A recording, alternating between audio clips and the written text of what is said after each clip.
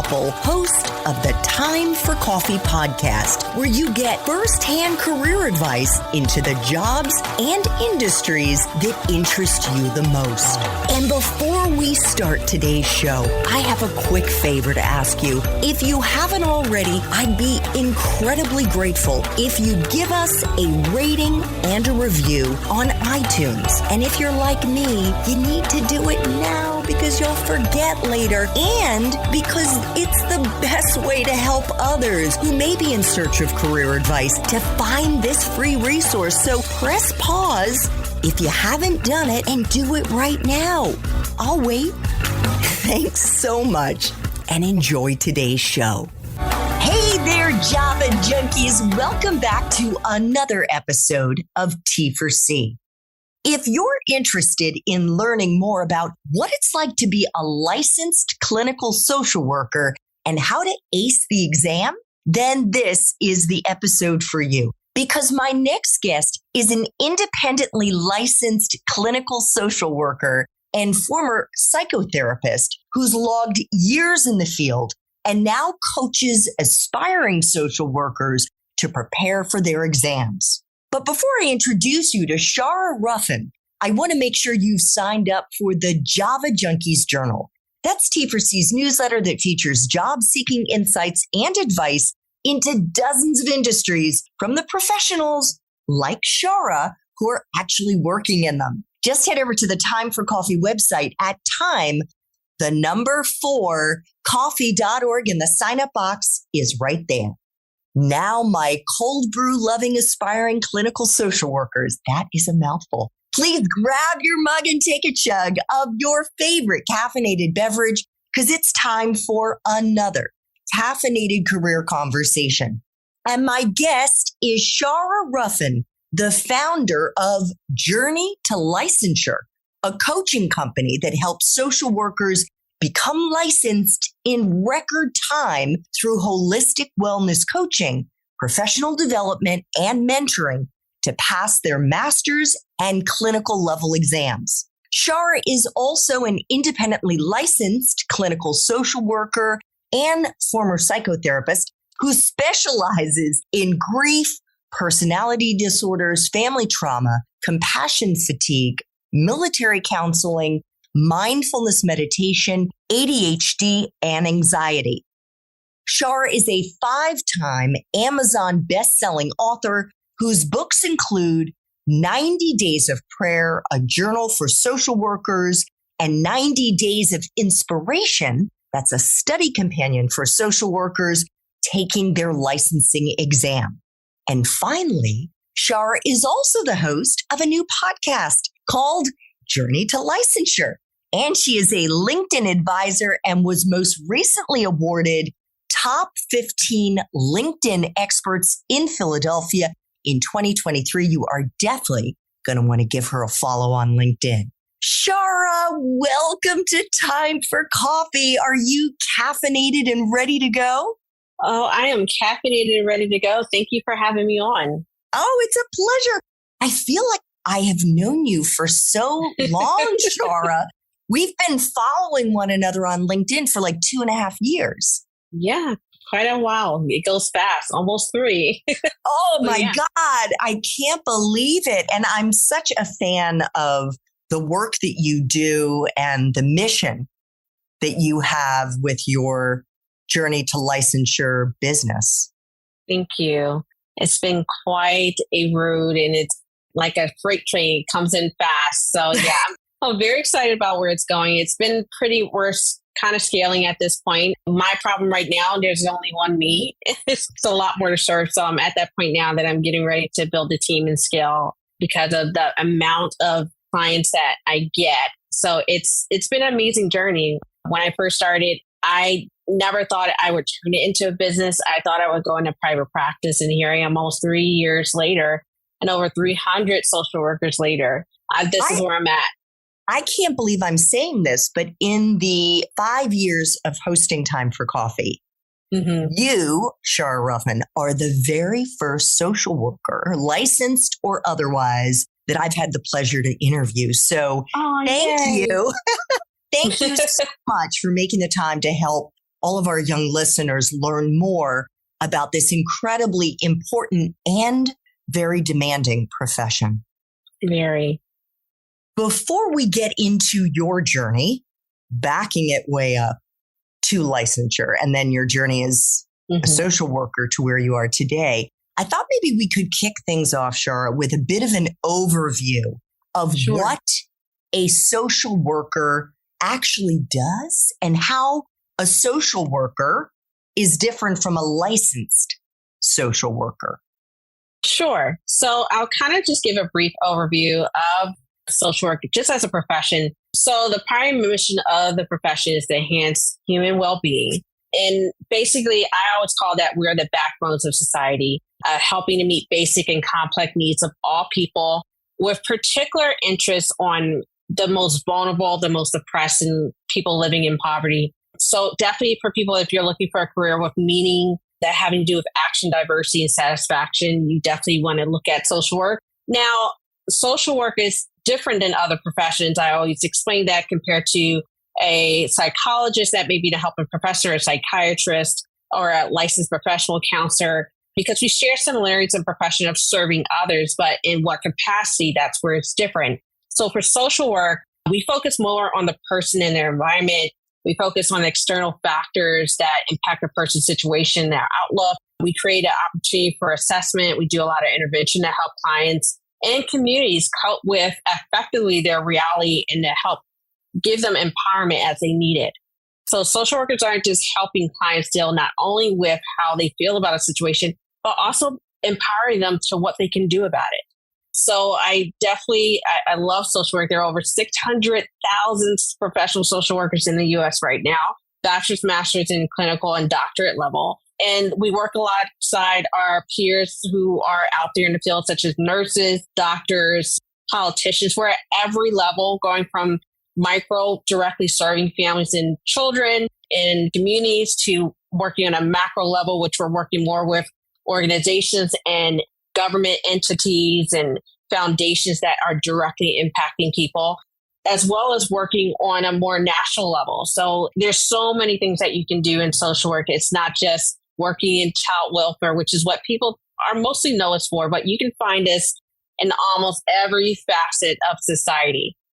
So what is the difference between being a regular social worker and then being a licensed social worker? Is it just like the salary, or is there actually a difference in job responsibilities? Well, the difference is mostly having to do with the licensing portion. So a social worker without their license, they just have their bachelor's or their master's degree. But when they get licensed after passing through a regulatory board, passing a national exam, they're able to increase their salary. They're able to have more mobility in their career projection. They're also offered a lot more opportunities. If you're just at the bachelor or master level, especially income-wise, you're only able to go but so far. So the whole point of getting a license, most people always go for the motivation of, I have to get this license, I have to make more money. Well, that's a small piece of it. The bigger projection is, depending on what degree level you're at, you can progress to not only have more mobility, but to have freedom. Because once you get to the clinical level of licensure, or you're actually eligible to be an LCSW, like I am, or ICSW in some states, that is the top unrestricted license in the country. Once you get that, you're able to do private practice. You're able to open up your own entity or profession, just like I have. And you're able to have a lot more freedom, and you're no longer under clinical supervision to provide care. There's a lot more professional freedom in that aspect of the licensure. So the painful, rigorous process that we go through, there's a moment to the manager, you're like, why am I doing this? And it's because of that progression piece that we want to have mobility in our career. That makes a lot of sense. Thanks. So in preparation for our interview, Shara, I did a little Googling, and our listeners may be interested to learn that the job outlook for licensed clinical social workers, the LCSW that you just alluded to there, is looking really good. The Bureau of Labor Statistics expects employment of healthcare social workers to increase by 17% between 2018 and 2028. So like another 5 years from now, which is great. So based on what I've read on your LinkedIn profile, your journey into social work began as an undergrad at Lock Haven University of Pennsylvania, where you majored in social work. Did you know what you wanted to do with that degree when you graduated, Shara? I did. I knew I wanted to go into being a therapist. Originally, I have to say that I was a psychology major before social work. And I ended up switching after I talked to my advisor at the time. He said, I think you would probably be better off in social work. And at the time, I had just the same stigma as everyone else, that social workers just do child welfare. And I was like, well, I don't want to do that. He said, no, if you want to do therapy, you can do it a lot faster unless you really want to get a PsyD or you want to teach. And I was like, no.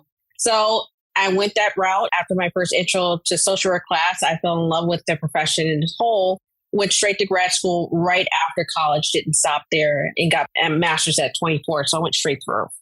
So going back to what you thought and what a lot of people may be still thinking, that social worker is just about child welfare, what does it cover? What are the wide-ranging potentials that you could focus on? Social work is definitely changing over time. Traditional roles, such as being a case manager, such as working in the government, or even being a politician, being a social worker and taking those skills, they're transferable and very much marketable. If I have to think about what my journey was from being a case manager to, well, me working in direct practice, I've always worked in direct care with people, families, and individuals. So for me personally, it was that I wanted to get more experience doing therapy. Of course, coming out of school, I couldn't do that right away because I didn't have the experience. So for most social workers, if they're in direct practice, what we call micro level, they're trying to learn more about either they want to do therapy or they want to work directly in a government entity or with the VA, or they're working directly in with a community they're really passionate about. So when I say it's very vast, there's so many entities that you can go in, whether you want to do social justice or, campaigning on the Hill or lobbying. So from government to this micro work it's very vast. There's so many examples, or even working in a school, working for the VA, working in nursing homes, so many different options. Some of the social workers are actually first responders, dealing with natural disasters, working as executive directors of a nonprofit organization, being a community organizer, being a professor, corporate leader, member of Congress. There's so many different roles. So you mentioned you went directly from undergrad into grad school. You got your master's of social work as well as clinical medical social work at Howard University. Could you help us understand then, because when I was looking at your LinkedIn profile, it had you working between like 2005 and then 2011 as a social worker doing contract work. Was that while you were in grad school and then after you graduated? Yes. I bounced around a lot the first couple of years because I wasn't directly sure about how I was going to get into therapy. At the time, I was still living in DC after I graduated from Howard for about 3 years. So I had a lot of fun in terms of being able to test out what I wanted to do. And it was a good time. I think my first job out of grad school was working as an HIV case manager. I loved the experience and I learned a lot from it. And that kind of opened the door for me to do therapy when I moved back to Pennsylvania. So was that then in November of 2011? Because for about a year and a half, that may have been what you were just referring to when you were still in DC, when you were a medical case manager for the Women's Collective. Okay. So you also, I guess, in that same job, were helping to identify other sources of trauma, including sexual trauma, PTSD, homelessness, and bereavement. Can you talk a little bit, Shara, about how you uncover hidden trauma, especially from a patient who may not even be aware that they have this trauma because it's so suppressed? Yeah, I mean, it was very, at the time from what I remember, I mean, I'm going back almost 10 years. So when I did an internship, you're referring to the sexual trauma piece, I actually worked for RAIN, Rape, Abuse, Incest National Network. And that's where I learned more so about sexual abuse. At the time, they had a hotline that wasn't fully online yet, like it is many years later. But I was one of the interns to work on that hotline at the time. And I was able to really get entrenched with learning about sexual abuse. I became really interested in wanting to learn about a topic that was also very taboo when it came to talking about incest and the impact on women, and also domestic violence, which I have a lot of personal experience with. So I became really passionate about that. And then when I graduated, it kind of morphed into, okay, you've been working an internship. I went to working in a substance abuse center in PID, Psychiatric Institute of Washington, which was another field placement I did, where I work with substance abusers in an outpatient setting. Those populations usually are coupled with a lot of complex trauma, depending on the patient that you're seeing. When you're gathering their psychosocial assessment, their history, you usually will uncover trauma that they either haven't dealt with, or if they're coming to you because they're coping with it in a way that is it has a negative impact on every facet of their life. And they need some help with gaining insight to learn how to navigate in the present. A lot of the patients that I worked with, they were more so acting from a space of still being in the trauma and not in present day. So one of the most effective therapies that I learned to use was psychoanalysis, because though Sigmund Freud is the father of psychoanalysis, and he dealt with a lot of people that were dealing with trauma, and also helping them to see the connection between how their present state, that they were still enacting that trauma, even though they were no longer in that time frame. And it's a longer term type of therapy to do. But it was truly rewarding because I could constantly see the changes that my clients would go through, even years later, working in an outpatient hospital.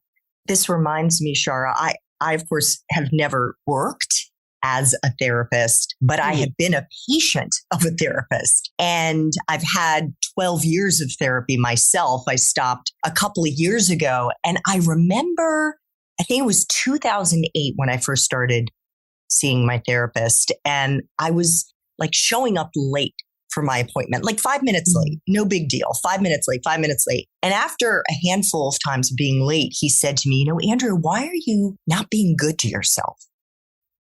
And I was like, that's a really bizarre question to ask me. What do you mean not being good to myself because I'm 5 minutes late? And he said, well, how do you feel when you're late? And I thought about it and I was like, well, I guess I feel a little anxious. I feel a little guilty. I feel maybe even embarrassed. My heart is racing. It's like, bottom line, it's not a great feeling. And what I came to recognize was that I was subconsciously putting myself into different situations, even seemingly as innocuous as just being a few minutes late, because that was a familiar feeling to me, to not feel good. Yeah. And I think to a degree, we all operate sometimes in a regressed state, and it can be productive, very productive, but it comes to a point where those mechanisms that we use, or those defense mechanisms, don't work at certain points of our life, and then we go into crisis. So it's something I've seen time and time again in therapy, but I think it's very interesting that when we learn subconsciously where we're working from in terms of those behaviors, we can stop that reaction from continuing. It's hard. And I think also what I came to learn is that was just a tiny sliver of the dysfunctional behavior that I was exhibiting, and that often I wouldn't refer to what I experienced necessarily as trauma with a capital T. But in terms of the painful experiences that we've gone through as children, as teenagers, and how we really need to have that third party to hold a mirror up to ourselves, to help us recognize that sometimes what we're attracted to as an adult, the unhealthy environments that we're drawn to, again, because they're familiar to us. very much so.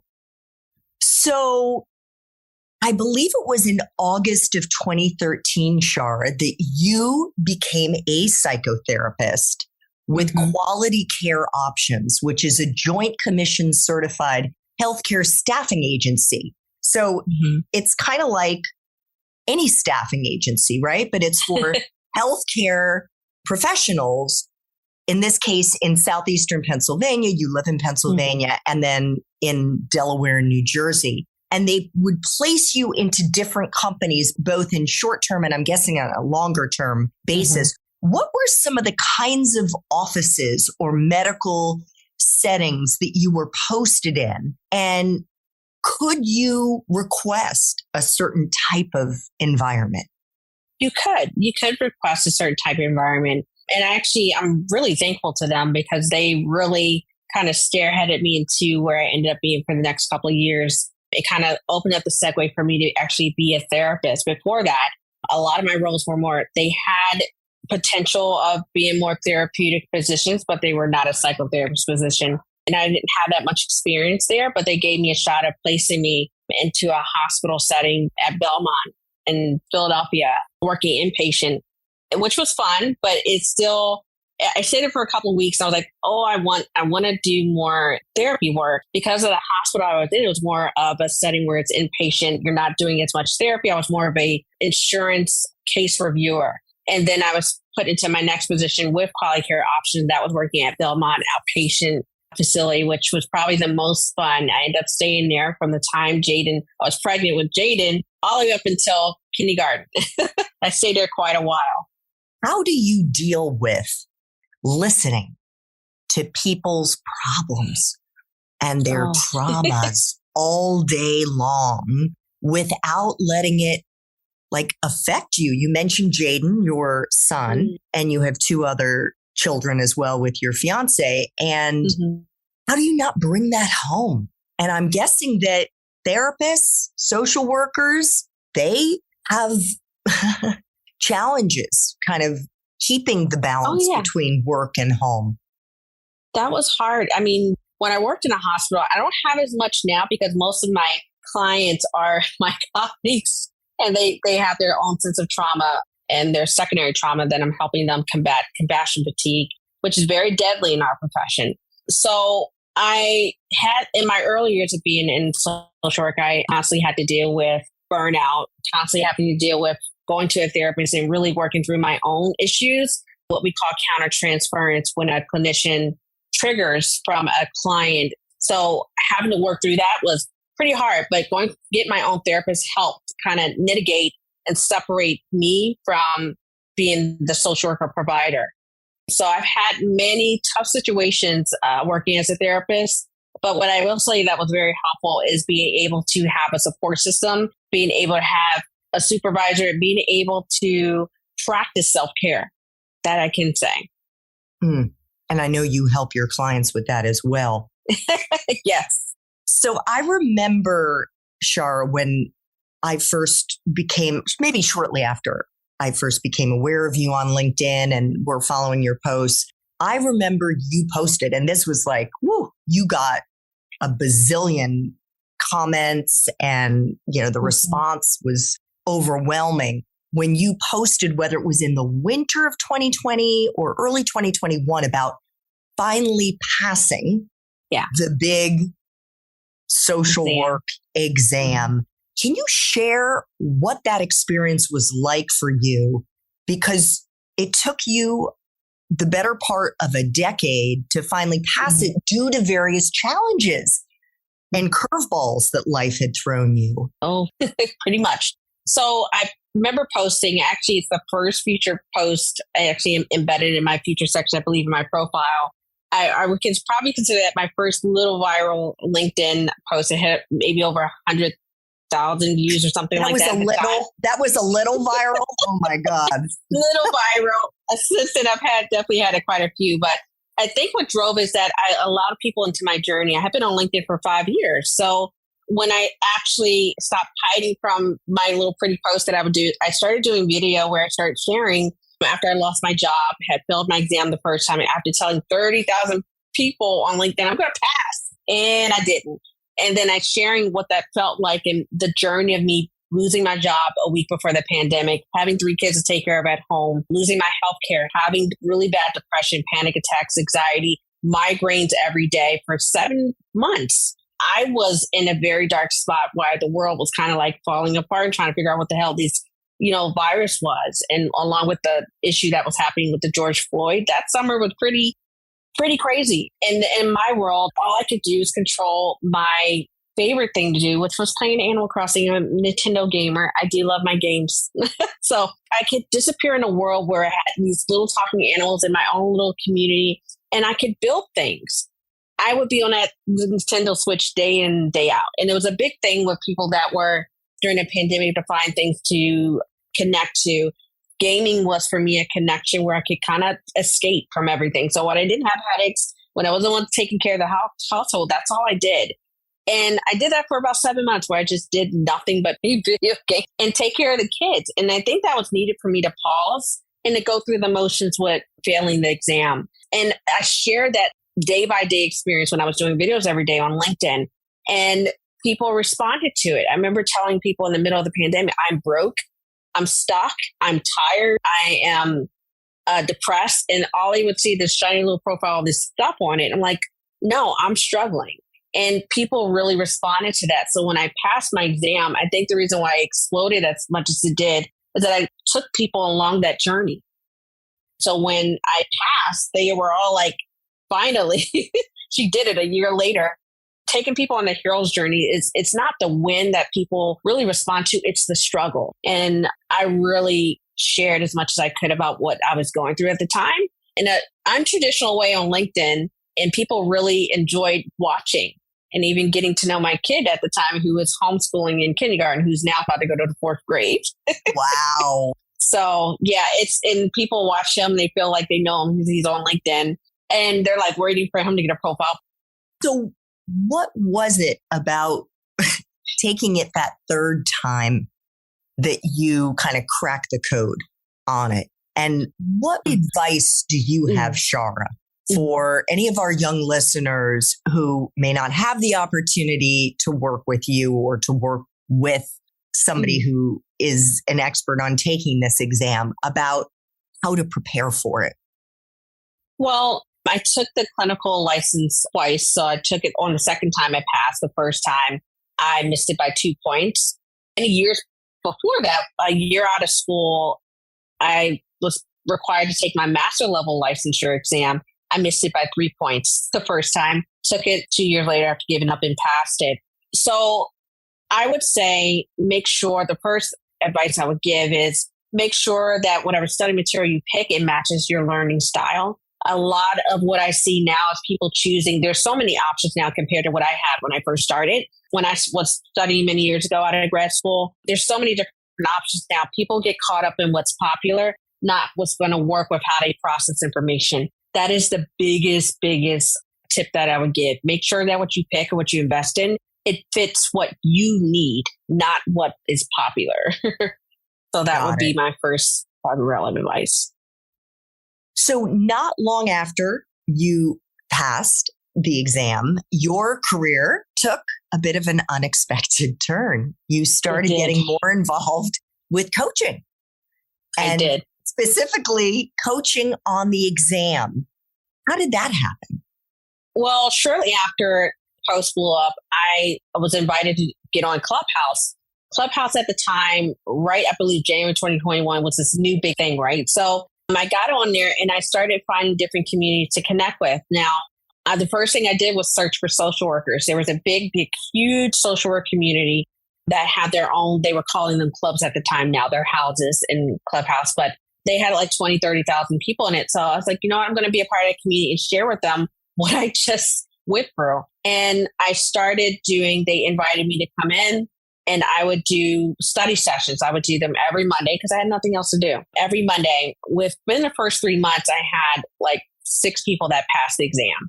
The group was very small. It went from 20 to 30 to 50 people. Now it goes from 100 to 250. I've had 300 people in that room the most at one time. I've been doing that same room every Monday for 2 years now, almost 3.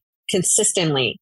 And it's something that no one has really seen before, because a lot of exam prep companies started having 3 groups after they saw the success of mine. But it's unmatched in the sense that it's such a great community of people that come in that space. They may not get coached by me right away, but they get coached with tips and strategy support, and they realize that they're not alone. And within the first 6 months, it went from having 6 to 20 to 100 people passing through the licensing. I said, you know what, maybe I'm onto something. So I had a coach friend of mine that said, Art, what are you doing this? I said, I'm just having fun. I'm just helping people out. He's like, I'm going to need you to turn this into a coaching business. You have something that works for people, and it's very different than what's out there, and it's needed. I think you need to go ahead and turn it into a business. And I was like, well, I'm not sure. He's like, no, I need you to do that. So this was actually it came from Eric Reed, who is was my publisher. So I was like, sure, like, why not? So I turned it into a business, officially LLC, in March of 2021. And then it's been skyrocketing ever since. It's been nonstop. This is my 3rd year, and it's been nonstop. What is it about the licensing exam that makes it so hard to pass? Well, there are a lot of different factors, I could say. There was actually a report that came out from ASWE, our regulatory testing board. It came out last August. There are 3 groups of people that struggle to pass: African American social workers that have English as their second language, and social workers that have been out of school for many years. Typically, the people that do pass are people that take the exam close to being out of school, where the information is fresh in your mind. The longer you're out of school, the more the exam questions don't make sense to you, because they're not really based on work experience. They're based on book knowledge only. So having to retrain your brain to work like a student can work against you if you've been out of school longer. However, it's the way the exam is made up. There is, personally, as many people have argued in my field since that report came out, it was a 10-year study that was done, that there are some discrepancies. There's some systemic structural pieces in there that they're trying to fix to make it more culturally competent. Also, there needs to be a change in terms of being a little bit inclusive to people that have disabilities, and it's not as inclusive as I would want it to be. But there's a lot of change that is going on that they're trying to make changes to by 2025. So we'll see what happens. But in the meantime, I just do my best to try to help as many people as I can with what I know and what I can bring to the table for them. So can you talk a little bit about what you do in your coaching through Journey to Licensure? Because you combine your clinical skills as a trained psychotherapist and also provide holistic wellness coaching along with that test strategy and the mastery of test content. Yes. So, and most of that came from my story of how I struggled. Part of the journey that I didn't talk much about is that I have generalized anxiety disorder and ADHD and a learning disorder. And I talk about that a lot in terms of when people would see me, they're like, well, you don't look like you have any of those things. And there goes the stigma. So I'm often talking about those disorders because I've had a lot of my colleagues who have dyslexia, ADHD, or different other neurocognitive or neurodevelopmental disorders that literally they don't have any type of roadmap to help them navigate the material in a structured fashion. So I took my process of what I did to pass and put my clinical skills to use in terms of helping people that have different disabilities or their learning level and tailoring to them in a very structured fashion, but also giving them support in a way that a tutor can't give. A tutor will do practice questions with you, but I'll build your process for you. We're checking in every day. I'm very accessible to them on a daily basis unless I'm sleeping. It's getting a little bit tighter now that I have quite a caseload. However, I'm able to hold the space for them in a way that a tutor can be patient with them and allow them to go through the motions of fighting themselves. Because a lot of the exam is more so the mindset, especially if you failed before. So if I had to think about some of the clients I've had, they have definitely changed the tide of what it is to be resilient to pass those exams, if that kind of sums it up. But yeah, it's really just holding the space for them, giving them structure, accountability, a lot of people needed that type of support. It's the type of support that I didn't get, that I had to give myself, is what I give them. I love that.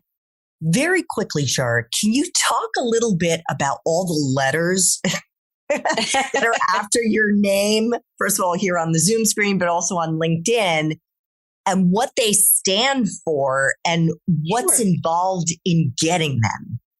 Sure. So there is, of course, my LCSW, which we pretty much talked a lot about. But the QCSW is Qualified Clinical Social Worker. It's basically a national certification recognition underneath NASW, National Association of Social Workers, that recognizes me for my national contributions to clinical social work, for all of the work I've done throughout my career to enhance the lives of others. So that's one recognition. The other one is ACSW.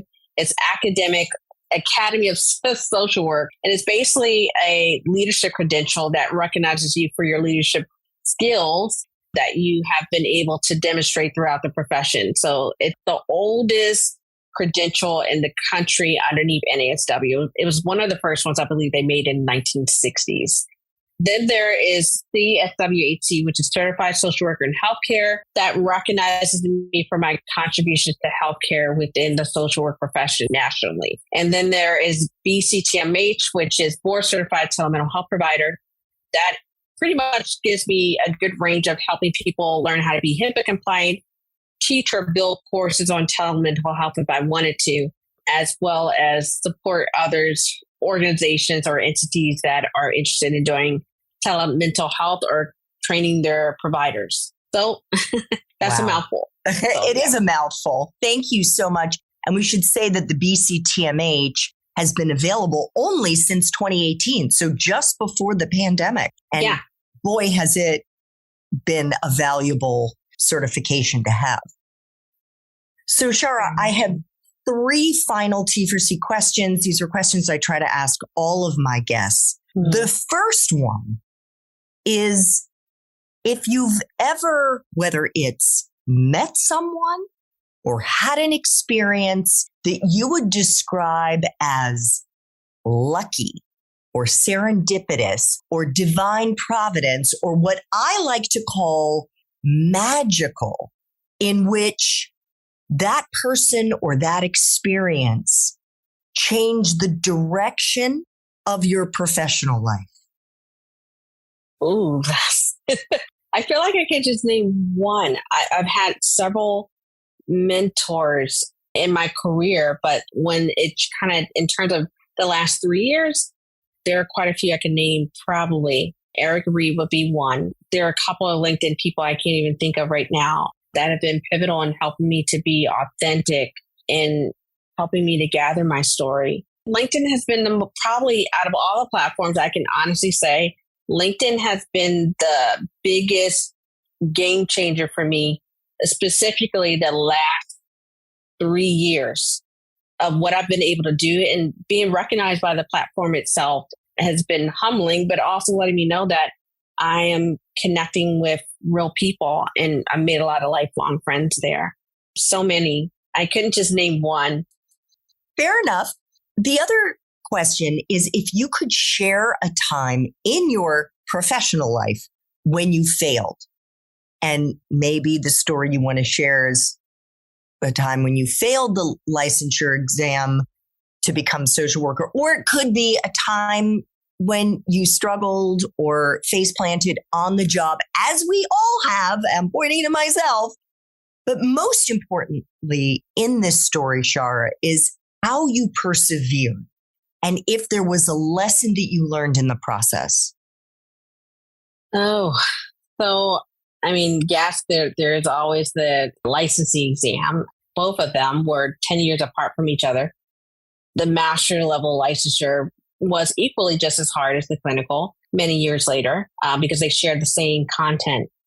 Professionally, I would say, I have to say the licensure was probably the hardest part, but even harder was being a mom. And the last, Jaden will be 9 next month, and having to navigate taking care of a little person, but also loving what I do and balancing that now. I've been able to triumph that is I have a village to raise a child, and it's not just me anymore. But in the earlier years of when he was a baby, it was very hard. I was newly divorced. I was trying to rebuild my career, but I'm a fighter. I've always been a fighter. So seeking support when I needed it, crying on the shoulder when I needed it. My strength was in relying on other people to open up, to be vulnerable enough to know that I needed help. Beautiful. Final question, Shara. If you could go back to school and do it all over again, but based on the wisdom you have now, what advice would you give yourself? Don't be so hard on yourself. That's what I would say. In my college career, I was very type A, very, looking back, I actually have some of my old journals. I was very structured. Everything had to be color coded in a box. Like my ADHD ran raw, and it was undiagnosed back then. But I would tell that young person that enjoy the journey. Don't be so quick to jump in. It's okay to pause, and it's okay to slow down. I've always been a person, a go-getter. Still am, but children change that.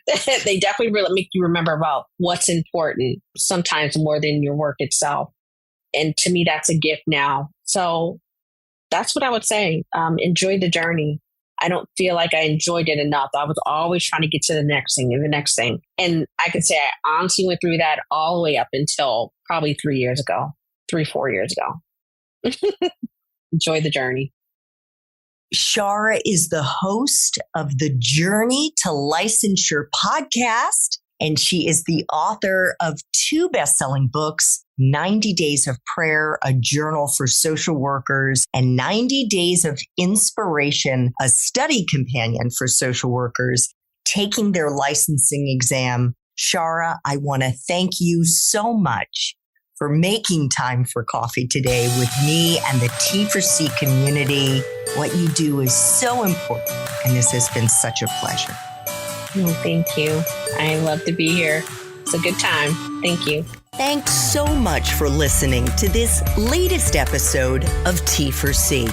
And if you're interested in learning more about my coaching services for confused college students and recent grads, feel free to check out the Time for Coffee website under the coaching tab at time4coffee.org or text me at 202-236-5712. That's 202-236-5712.